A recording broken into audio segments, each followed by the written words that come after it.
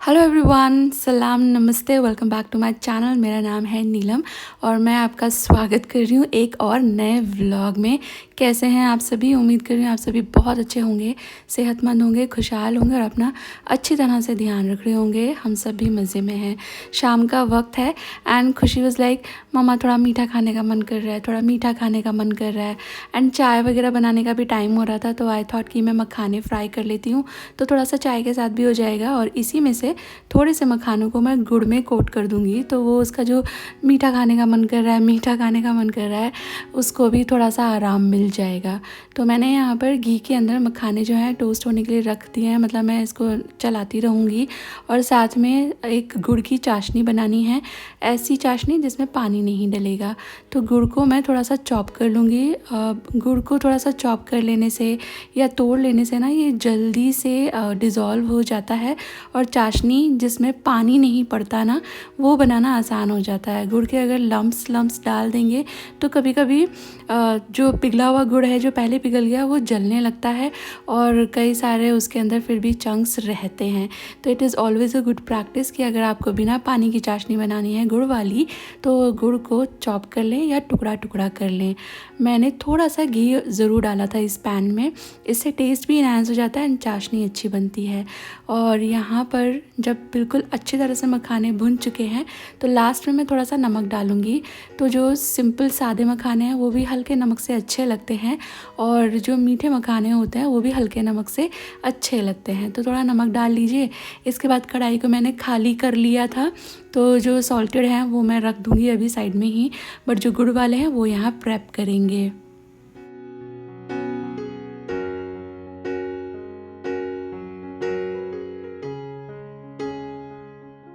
जब कभी भी आप चाशनी के साथ काम करते हो ना, तो ये एक बहुत ज़रूरी स्टेप है कि आप थोड़ा सा बड़ा बर्तन लें, इससे स्टर करना आसान हो जाता है। क्योंकि चाशनी है ना, एक स्टेज पे पहुंचने के बाद बहुत जल्दी जल्दी उसका फॉर्म जो है वो बदलने लगता है। तो मैंने इसलिए कढ़ाई के अंदर जो चाशनी बन रही थी वो डाल दी थी, इसे अच्छी तरह मिक्स कर लिया है। एक पार्चमेंट पेपर के ऊपर ये सारे मखाने फैला लीजिए। थोड़ी सी इवन लेयर रखिएगा, लंप ना बने, इस चीज़ का ध्यान रखें। और इसे थोड़ा सा रूम टेम्परेचर आ जाने दीजिए, फिर आप इन्हें हाथों से तोड़ तोड़ के अलग कर सकते हो। ये बहुत टेस्टी है, बहुत लाइट है, बहुत हेल्दी है एंड बहुत क्रिस्पी बनते हैं, बहुत मज़ेदार बनते हैं। आप ट्राई कीजिएगा। और डिनर में आज बिल्कुल सिंपल सा लौकी की सब्ज़ी बना रही हूँ, मूड भी नहीं आ रहा था, और दूसरा हम लोगों ने लगा रखी थी पंचायत, तो मन हो रहा था कि वो एपिसोड मैं कंप्लीट कर लूँ। तो बीच में से ब्रेक लेकर आई थी 10-12 मिनट का, तो इतने में मैंने फटाफट से लौकी छील करके काट करके छौंक दी। इसमें कुछ ज़्यादा वक्त नहीं लगता। एंड वी लव आर लौकी, तोरी, मज़ेदार लगती हैं मुझे ये सब्ज़ियाँ।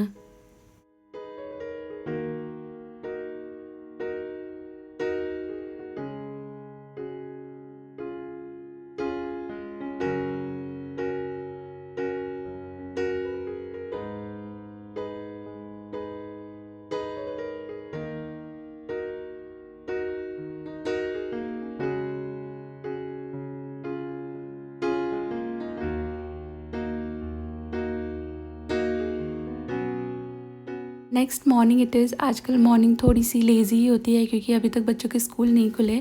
दोनों की ट्यूशन क्लास चालू है, बट वो फॉर्चुनेटली अनफॉर्चुनेटली डे टाइम पे होती है। फॉर्चुनेटली इसलिए क्योंकि वो सुबह का रश नहीं रहता, एंड अनफॉर्चुनेटली इसलिए कह रही हूँ क्योंकि इतनी गर्मी होती है उस वक्त जब ये दोनों जाती हैं। तो उठ करके सीधे मैं पहले बच्चों से मिलने आई हूँ, एंड शानू ने देख लिया था जब मैंने दरवाज़ा खोला था। तो वो जब जाग जाती है तो वो ज़रूर हग्गी करती है, चाहे मैं हूँ या उसके डैडी हूँ। थोड़ी देर में यहाँ बच्चों के पास ही पड़ गई। थोड़ा लेज़ी लेज़ी मॉर्निंग थी, और इनके साथ लेटने का ना मज़ा ही अलग है। कभी कभी तो शर्मा जी बोलते हैं इनको कि आओ हम लोग साथ में सोएंगे, बट अभी हम चारों एक बेड पे नहीं आ पाते। बच्चे भी थोड़े से फुल साइज़ हो गए हैं ना। पहले तो हम लोग सारे एक साथ सो जाते थे फ्रीक्वेंटली, बट अभी ये सब नहीं हो पाता। थोड़ा सा डिस्कम्फर्ट होता है। शुरू शुरू में मज़ा आता है, पर बाद में जब करवट बदलने की भी जगह नहीं मिलती तो फिर हम लोग अपने अपने बिस्तर पे चले जाते हैं।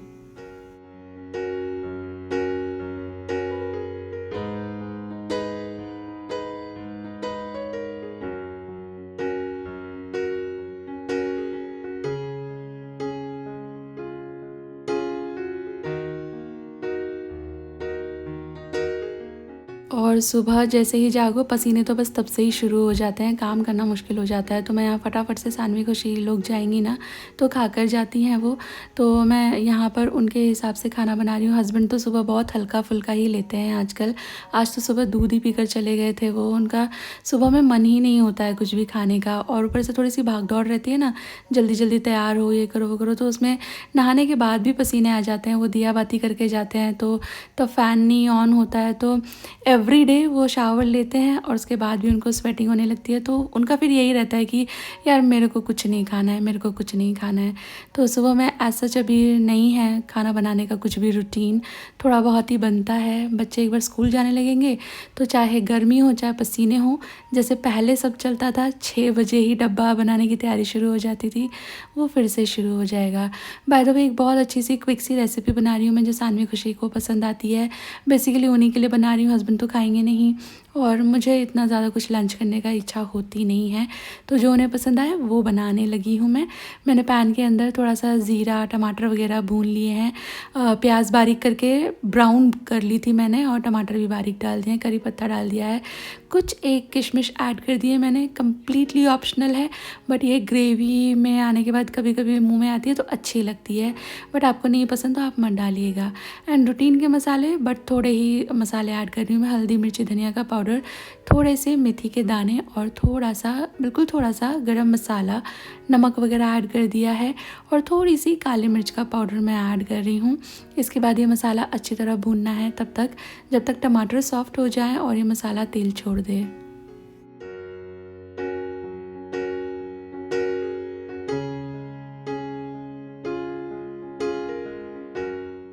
मसाला अच्छे से भुन जाएगा तो कितनी ग्रेवी चाहिए उसके हिसाब से मैंने इसके अंदर पानी मिला दिया है और इसे रखूँगी साइड में उबलने के लिए। ग्रेवी तो ऐसा सच इसमें ज़्यादा नहीं चाहिए, थोड़ी सी लटपटी ही बनेगी, बट उबलने के लिए मैंने इसे भी साइड में रख दिया है। साथ में बनाऊँगी राइस। सानवी खुशी को तो रोटी खाने का मन ही नहीं होता है, दोपहर में तो वो लोग बिल्कुल यूनानिमसली लाइक राइस बनाओ मम्मा, राइस बनाओ, और रात में भी दे आर लाइक कि आप राइस बना दो, उन्हें रोटी खाने का मन नहीं होता। But on the contrary husband और मुझे चाहिए रोटी। हम लोग राइस उतना नहीं खा पाते, 1 दिन में 1 बार चलता है, लेकिन 1 दिन में 2 बार तो बिल्कुल नहीं खाएंगे। वो तो बिल्कुल भी नहीं खाएंगे। मैं कभी कभी थोड़ा बहुत कॉम्प्रोमाइज़ कर भी लेती हूँ। तो मैं बनाने लगी हूँ ऑमलेट करी, और सिंपल वाली बना रही हूँ। ये कई तरीक़ों से बनती है, मैं आपके साथ, अगर आपको ये रेसिपी अच्छी लगे तो और भी तरीके की स्टीम करके मसाला करके भी कैसे बनाते हैं वो भी आपके साथ शेयर कर दूँगी। फ़िलहाल बस ये दोनों खाएंगी तो इनके हिसाब से एकदम सिंपल वाली बना रही हूँ मैं। ये जो छोटा वाला पैन है मेरा, इसके अंदर मैंने 2 अंडे तोड़ दिए थे। इसमें नमक मिर्ची मैंने कुछ नहीं ऐड किया है क्योंकि वो दोनों के लिए इतना इज़ ओके, ग्रेवी का मसाला वुड बी इनफ। और इस तरह फोल्ड कर लीजिए, आप चाहें तो इसको रोल कर सकते हो और फिर इसके टुकड़े भी कर सकते हैं, बट क्योंकि छोटे छोटे हैं तो मैंने बस ऐसे क्रेसेंट के शेप में, ऐसे हाफ मून शेप में इसको फोल्ड कर दिया है। ग्रेवी जब बिल्कुल डन हो जाए लास्ट में ये ऑमलेट मिला दीजिए। आप काट के भी मिला सकते हो, मैंने काटा इसलिए भी नहीं है क्योंकि ये जो ग्रेवी है ना, इससे मैं खाना खाऊंगी। अगर मैं काट कर डाल देती अंडे तो फिर वो सब जगह घुल जाते, फिर मैं नहीं खा पाती इसको, मैं अंडे नहीं खाती हूँ। तो थोड़ी देर 2-4 मिनट इसको पकाया है एंड उसके बाद फिर मैंने खाना सर्व कर दिया है वो दोनों के लिए। फ़िलहाल शानू को लेकर जाना है मुझे उसकी ट्यूशन क्लास, तो मुझे थोड़ा सा ये रहता है कि ये दोनों का काम, सुबह का काम, ये सारा टाइमली हो जाए, मैं आराम से फिर सुस्ता के मी टाइम के साथ अपना लंच करती हूँ।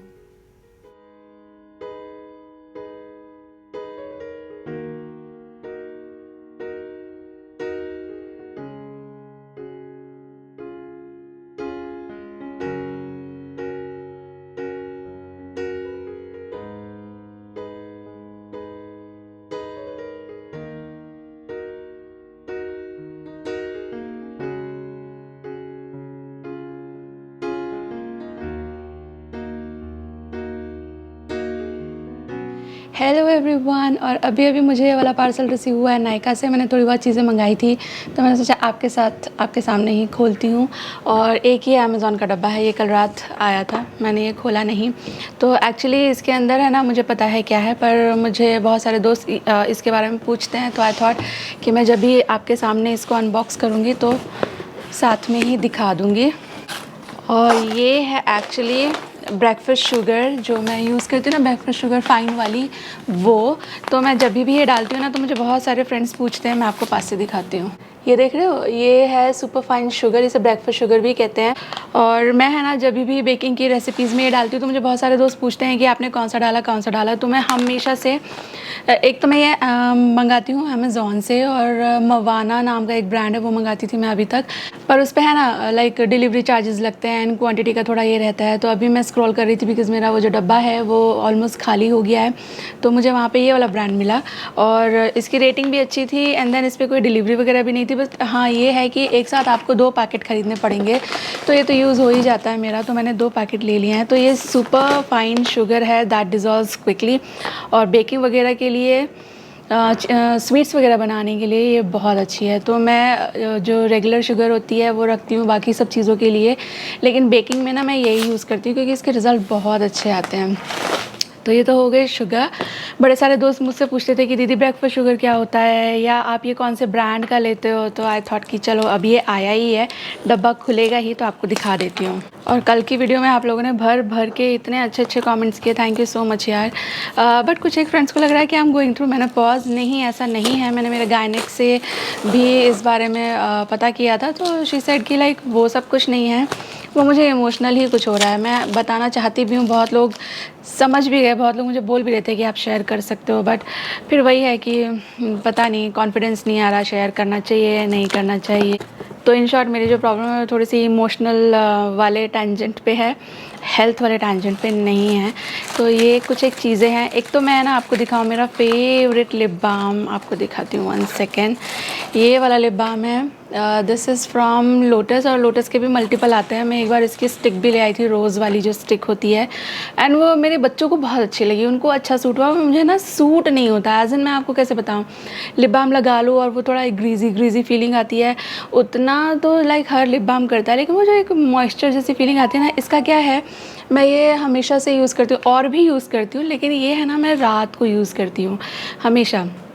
इससे क्या होता है, मैं रात को जब स्किन केयर वगैरह करने के बाद ना इसको लिप पे लगा करके सो जाती हूँ, तो सुबह मेरे कहीं पे भी कुछ भी डेड स्किन है ना, तो वो एकदम आसानी से निकल आती है। इसको मैं रखती हूँ हमेशा, जब भी मुझे लगता है कि ये ज़्यादा, मतलब मेरा पहले क्या होता था, मैं ये स्किन उतारने के चक्कर में ना इतना खींच लेती थी कि वो जो टेंडर स्किन है ना लिप की, वहाँ तक खींच जाता था, कभी कभी खून भी निकल आता था।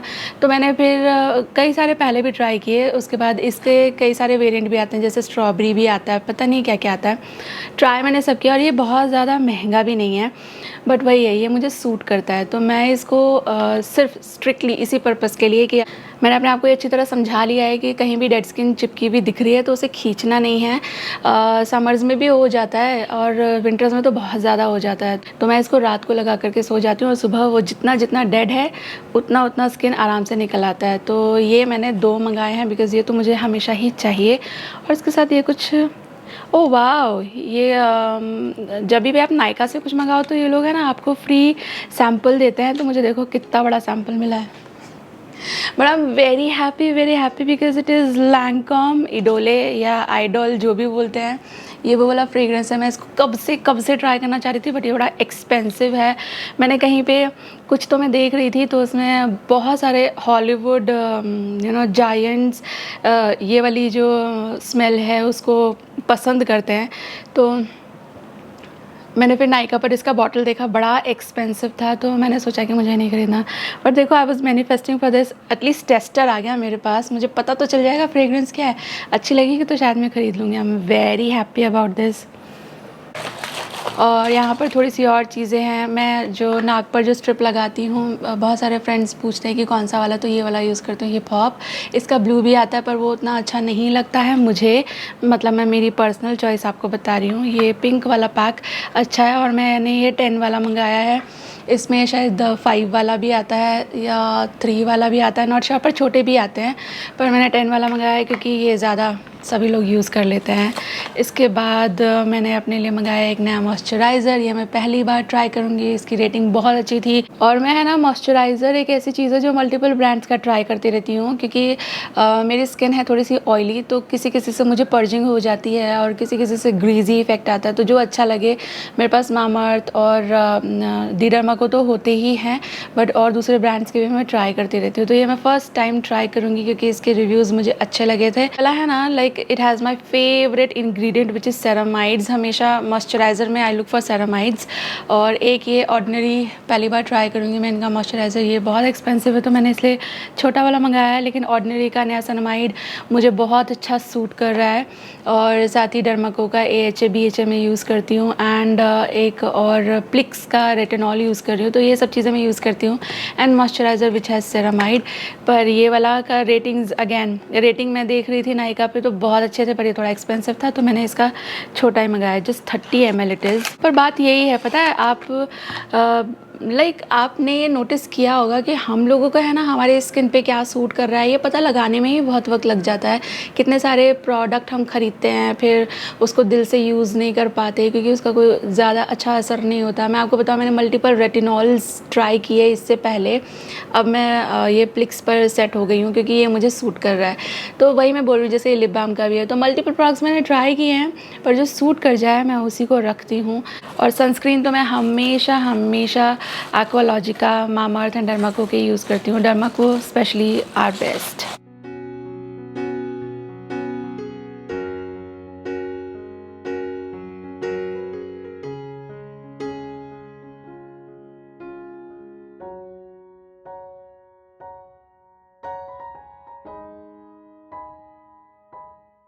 अभी मैंगो का सीज़न चल रहा है और बच्चों के घर रहने का सीज़न भी चल रहा है, तो बच्चों को थोड़ी थोड़ी देर में कुछ ना कुछ खाने का मन करता रहता है। लास्ट डे वो मुझे बोल रही थी कुछ मीठा चाहिए, कुछ मीठा चाहिए, तो तभी मैंने सोच लिया था कि कुछ थोड़ा बेकिंग का बना के रख देती हूँ, सो दैट उनको थोड़ी थोड़ी क्रेविंग होती रहती है ना, तो उसके लिए काम आ जाएगा। तो मैंने मैंगो केक आपके साथ पहले शेयर किया हुआ है, बट वो मैदा वाला था। पर मैं आज आपके साथ मैंगो केक शेयर कर रही हूँ, थोड़ा डिफरेंट सूजी वाला। तो ये काफ़ी ज़्यादा हेल्दी हो जाएगा और आप बच्चों के लिए एज स्नैक इसको बना के रख सकते हो। तो मैंने यहाँ पे ये केसर आम है और ये बहुत बड़े बड़े साइज़ के नहीं होते हैं, तो 2 ले लिए हैं। आप कोई भी मैंगो यूज़ कर रहे हो जो बिगर साइज़ का है तो आप 1 ले सकते हो। जैसे सफ़ेदा बादाम होते हैं ना, वो बड़े बड़े से होते हैं, तो 1 लेने से भी चलेगा, अदरवाइज़ 2 ले लीजिएगा आम। और इसके बाद फिर ब्लेंडिंग जार के अंदर, मतलब मिक्सी जार के अंदर मैंने सूजी ले लिया है 1.5 कप। आप कोई सी भी सूजी ले सकते हो क्योंकि इवेंचुअली हम इसको पीस करके बिल्कुल फ़ाइन पाउडर बना ही देंगे। अब आप चाहें तो 1 कप सूजी और आधा कप गेहूं का आटा ले सकते हो, 1 कप सूजी और आधा कप मैदा ले सकते हो। मैंने पूरी सूजी ले ली है। बहुत लोगों को सूजी का केक ठीक से नहीं बनता है, तो इसलिए मैं पूरा सूजी ले रही हूँ। सही टिप्स एंड ट्रिक्स आपके साथ शेयर करूँगी। रिज़ल्ट आप खुद देखोगे तो आपको पता चलेगा कि सूजी का केक भी किस तरह से आप अच्छा बना सकते हैं। इसके बाद मैं है ना चीनी ले रही हूँ। तो चीनी वैसे तो ये पीसने की ज़रूरत नहीं होती, बट क्योंकि मुझे आम पीसने हैं तो आई थॉट सारी चीज़ें एक साथ ही डाल देते हैं और पीस लेंगे। तो अगर आप बिल्कुल थोड़ा सा हल्का मीठा खाते हो तो हाफ कप चीनी ले लीजिएगा। लेकिन आपको सही मीठा अच्छा लगता है, जैसे मेरे हस्बैंड को फीके फीके केक नहीं अच्छे लगते, तो मैंने हाफ कप का हाफ यानी 1/4 कप शुगर और ऐड कर दी थी। वैसे half cup sugar is okay, but जैसे मैंने आपको बताया मेरा रीज़न, तो आप उस हिसाब से चीनी बढ़ा सकते हो। मैंगो डाल दीजिए यहाँ पर और 2 चम्मच, कोई टीस्पून वगैरह का हिसाब नहीं है, बस खट्टी ना हो और गाढ़ी हो दही, इस चीज़ का ध्यान रखें। 2 चम्मच जैसी खाने वाली चम्मच के हिसाब से दही मिला दीजिए। ये सारी चीज़ें मिला करके पीस करके तैयार कर लीजिए।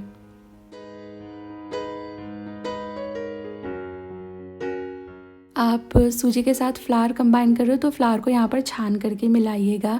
सूजी के अंदर कोई लंप वगैरह ना रहे, ये इंश्योर कर लें। अच्छी तरह से इसको थोड़ा सा चला लीजिए एक बार, और इसके बाद जो आपने मैंगो का पल्प तैयार किया है वो इसके अंदर ऐड कर दीजिए। इसमें आपको दूध वगैरह डालने की ज़रूरत नहीं है, लाइक थोड़ा दूध जाएगा, वो आप रेसिपी देखेंगे तो आपको पता चलेगा। बट आपका जो वेट इंग्रेडिएंट्स हैं वो इतने हों कि जो ड्राई है उसके साथ कंबाइन करने के लिए इनफ हो, तो इतना आम ले लीजिएगा। इसके बाद मैंने इसमें हाफ कप रिफाइंड ऑयल डाल दिया है, जो खाते वक्त मुझे लग रहा था थोड़ा सा शायद ज़्यादा है, तो आप 1/3 कप या और भी आपको कम चाहिए तो 1/4 कप भी डाल सकते हो। हाफ कप डालने की ज़रूरत नहीं है। I would say 1/3 cup melted butter घी या रिफाइंड ऑयल आप डाल सकते हो। Mix everything well. Cut and fold method से ओवर मिक्सिंग बिल्कुल नहीं करनी है किसी भी केक के साथ, बस ये गांठ बांध लीजिए। कट एंड फोल्ड मेथड से लाइटली लाइटली इसको फोल्ड कर दीजिए। अब आपने देखा मैंने इसमें कोई भी राइजिंग एजेंट नहीं डाला, बिकॉज इसको मुझे रेस्टिंग टाइम देना है सो दैट सूजी जो मॉइस्चर है उसको अब्जॉर्ब करके फूल जाए। तो ढक्कन लगाकर इसे 40 to 50 मिनट्स के लिए रख दीजिए साइड में। राइजिंग एजेंट जो सामने आप डब्बे देख रहे हो ना, बेकिंग पाउडर एंड सोडा, वो लास्ट में हम डालेंगे जब ये बिल्कुल ही बेकिंग रेडी होगा। आई थॉट मीनवाइल क्यों ना मैं घी बना लूँ। ये 30-40 मिनट के लिए रेस्ट हो ही रहा है। जाके बैठ जाओ ना तो फिर वापस किचन में आने का मन नहीं करता आजकल। तो मैं एक बार अगर खड़ी हो जाऊँ तो मैं कोशिश करती हूँ कि जितना ज़्यादा काम निपटाया जा सके निपटा लो, उसके बाद बैठूँगी आराम से। तो एट अ स्ट्रेच थोड़ा सा बॉडी ठंडी होने तक आराम कर लेंगे, बड़े पसीने आते हैं। तो मैंने यहाँ पे घी भी चढ़ा दिया है। And again I can't thank you enough. मेरे सब्सक्राइबर ने मुझे बताया था कि दीदी आपका जो ये स्टैंड मिक्सर है इसके अंदर घी बनाया करें। मैंने ट्राई किया, बहुत ही सही मेथड है, क्विकली बन जाता है। इसलिए वापस से आपको थैंक यू कह रही हूँ। I learn a lot of things from you guys.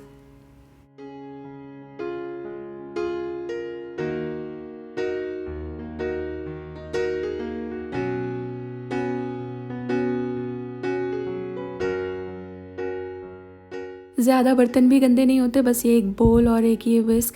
And time भी ज़्यादा नहीं लगता, 5-6 मिनट में तो घी तैयार भी हो गया था। तो घी मैंने पकने रख दिया है। जो बच गया था दूध, आज इसका मैं पनीर निकाल लूँगी। तो इसमें थोड़ा पानी मिला करके इसको भी मैंने उबालने के लिए रख दिया है।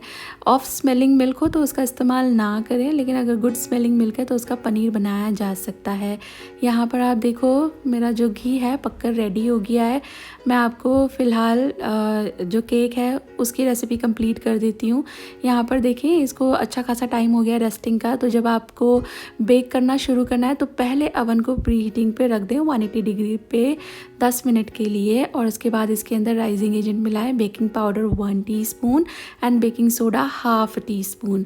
और इसके बाद इसको मिक्स करना होगा। तो ऊपर से 1/4 कप से हल्का कम दूध जाएगा कितना वो तो आपको ध्यान देना पड़ेगा। मेरा ये जो कंसिस्टेंसी है बैटर की, इसके हिसाब से 1/4 से कम मुझे दूध लगा था। अगर आपका ये बैटर थोड़ा सा थिक है तो आपको थोड़ा सा ज़्यादा लग सकता है, थोड़ा रनी है तो थोड़ा कम लग सकता है। बस मैं अभी देखिए बैटर गिराऊंगी ना तो ये कंसिस्टेंसी समझ लीजिए, ये कंसिस्टेंसी आपको रखनी है आपके बैटर की। तो मैंगो कितने बड़े छोटे आपने लिए हैं, कई सारी चीज़ें हैं, उस पर डिपेंड करता है कि दूध कितना जाएगा। बेकिंग ट्रे को ग्रीस करके पार्चमेंट पेपर लगा दीजिए एंड देन बैटर डाल दीजिए। एंड पैट करना ना भूलें, बहुत ज़रूरी है पैट करना। और इसके बाद प्री हीटेड ओवन में 170 डिग्री सेल्सियस पे 30 मिनट्स के लिए दोनों रॉड ऑन करके फ़ैन ऑन करके इसे बेक होने के लिए रख दीजिए।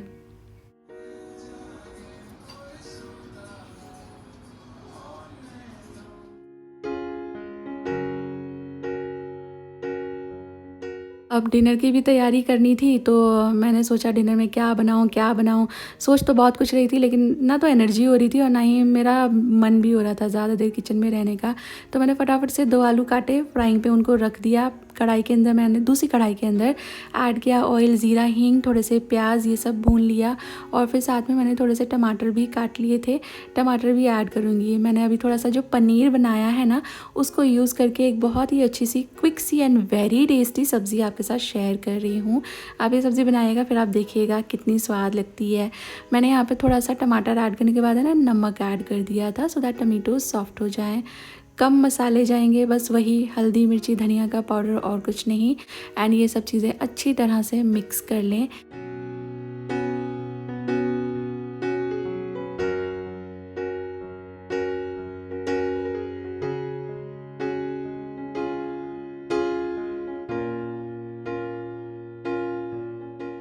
आलू फ्राई हो गए थे तो इसको मैंने एब्जॉर्बेंट पेपर के ऊपर उतार लिया है। यहाँ पर जो प्याज टमाटर हैं अच्छी तरह से सॉफ्ट हो गए हैं तो इसको थोड़ा सा मैश कर लेंगे। और इसके बाद है ना इसके अंदर ऐड करेंगे बाकी के इंग्रेडिएंट्स, जिसमें सबसे पहले तो मैं ये मलाई मिला रही हूँ। ये कम्प्लीटली ऑप्शनल है, लेकिन दूध मैंने उबाला था, इसकी मुझे चाय बनानी थी तो ऊपर एक मलाई की लेयर सी आ गई थी ठंडा होते होते, तो मैंने यहाँ ऐड कर दिया। थोड़ी सी हरी मिर्चें बड़ी बड़ी सी काट करके मैंने ऐड कर दी, बड़ी अच्छी लगती हैं। अगर आप मिर्चें खाते हो तो देखने में भी बहुत सुंदर लगती हैं। हल्का सा गरम मसाला मैंने ऐड कर दिया, फ्राई किए हुए आलू भी ऐड कर दिए, साथ में जो पनीर बनाया था मैंने इसको शेप वेप नहीं दिया, मैंने बस छन्नी में इसको निकाल दिया था और ये ताज़ा छेना बन गया है तो ये ऐड कर दिया। यहाँ पर मैंने थोड़ा सा पानी भी ऐड कर दूँगी एंड इसको 2-5 मिनट पका लीजिए। आलू तो ऑलमोस्ट डन ही है, पनीर को पकने में टाइम नहीं लगता, मसाला भुना हुआ है तो 2-5 मिनट में ये सब्ज़ी बिल्कुल रेडी हो जाएगी।